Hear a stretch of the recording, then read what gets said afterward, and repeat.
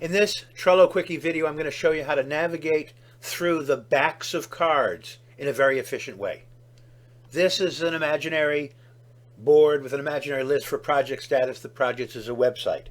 Without the shortcuts, the way you'd have to read the backs of each card would be to click on it, read it, exit out.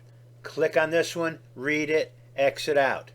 Don't have to do that. Let me show you the shortcut. I'm going to open the first one and I'm going to click the right arrow key. Right arrow key again goes to the next card. Right arrow key again goes to the next card.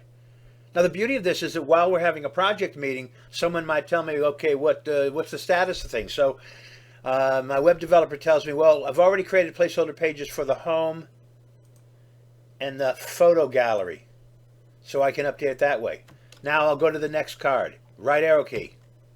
Install, activate, configure plugins. What's the status of that? Well, we've already done Backup Buddy, Classic Editor, and Table Press. Now I'm on the last card, so I'm going to hit left arrow. Left arrow again. Choose install theme. What's the status of this, Bobby? Well, client chooses generate press. And I save that. Notice I can change the status of this from to do to done. Left arrow key to go back to the top one. The next one, I should say. Install WordPress.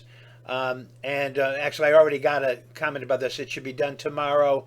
I'm going to edit that because what my team member told me is started already. So I'll save that. I'll change that from to do to in progress. So that's the way you can navigate quickly. Left arrow and right arrow on your numeric keyboard.